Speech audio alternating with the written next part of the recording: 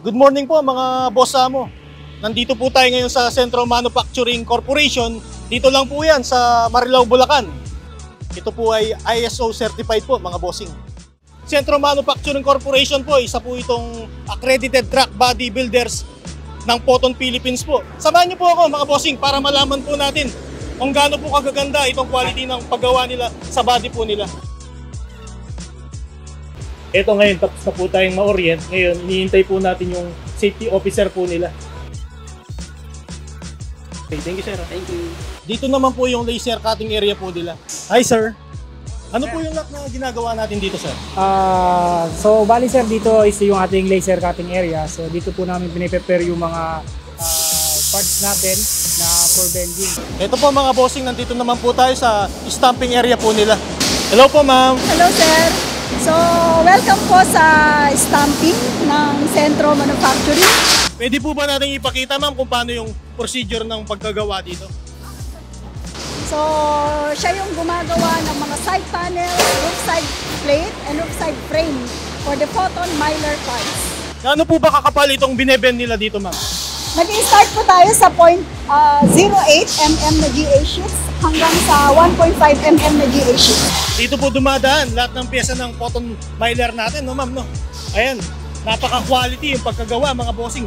Ito mga bossing, ngayon pupunta po tayo sa metal assembly process po nila para malaman po natin paano po nila gina-assemble. Okay sir, i-walkthrough lang kita kung paano ginagawa yung Poton Mylar natin. First, from sub-assembly, ito yung roof, floor panel, left hand, right hand. Makikita mo sir, meron kami jig dito. Ito na yung main assembly natin. Dito na ina-assemble yung flooring, side panel, tsaka yung roof panel, no? Ang napansin ko dito mga bossing, itong pagkagawa ng mga body nila, eskulado, accurate. Talaga itong Centro Manufacturing Corporation mga bossing, laging 100% ang quality nito. Dito naman kinakabit yung mga pinto natin, door installation and alignment. Next po is mga opening po ng bintana natin. Ito kung papansinin nyo mga bossing, yung pagka-fix ng pintuan po nila, sinecheck po yan na maigi ng mga employee po dito. Tapos itong pagka-weld nila, ayun po yung ginagamit po nila, no? Dito naman po yung metal treatment area po nila mga bossing. Ito naman po si ma'am, yung kasama po natin ngayon, supervisor po nila. Hi sir, good morning po. So basically, ito po yung pinakang pundasyon ng painting process. So kailangan muna namin i-treat yung bakal bago mag-proceed sa painting. Ano po yung nilalagay nyo po sa tubig na to ma'am? Ang nilalagay dito yung spine cleaner. Pagkatapos, ipo-proceed na po sa next natin na process. Okay. Dito po sa area na to, rinsing process. Pagkatapos, then dito naman po.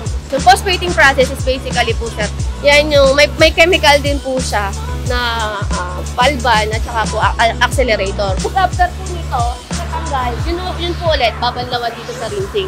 Ito po yung kagandahan mga bossing.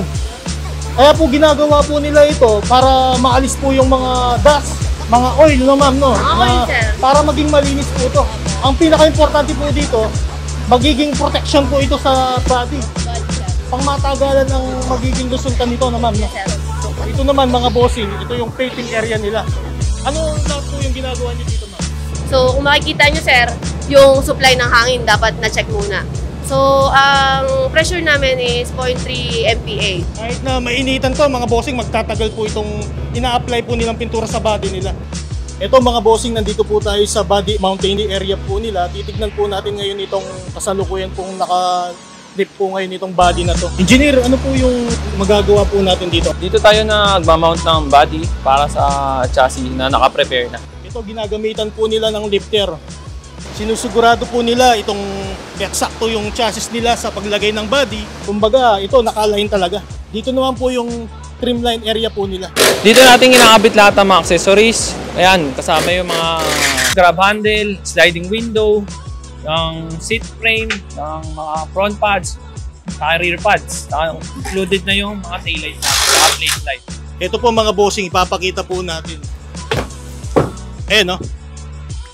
Kung uupo ka dito, komportable ka. Dahil yung upuan po niya ay napakalapad. Ito po yung kagandahan sa Poton Mylar na utility van po natin. Malapad na, mahaba. Komportable po tayo sa upuan. Tapos, napakarami nating maikakarga po dito mga bossing.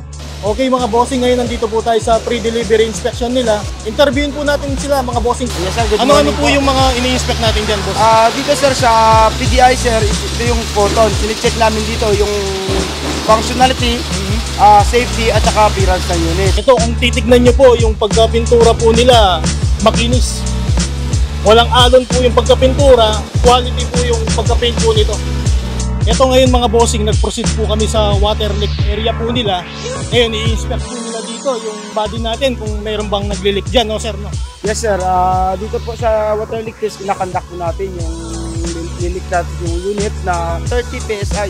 Kasi sir, usually nakikita mo naman sir, parang bagyo na yan sir. Dito mga bossing, na gagawa nila yung standard quality procedure po nila. Tignan nyo naman po kung gaano po kalakas yan. Ito na po ngayon yung finished product po natin sa Photon Miller, mga bossing. Yung gusto pong mag-avail po dyan, available po ito sa lahat po ng Photon dealership po nila, nationwide po yan. Tignan nyo po ngayon kung gaano po yung finished product po ng Centro Manufacturing Corporation. Ito po yung marerekomenda ko po sa inyo. Napakaganda pong gamitin ito sa partner sa negosyo natin. Ayan po, maraming salamat po sa inyo sa panonood nyo po sa akin at mula kanina at saka uli mga bossing, sinamahan nyo ako sa pagtutur natin dito. Maraming salamat po.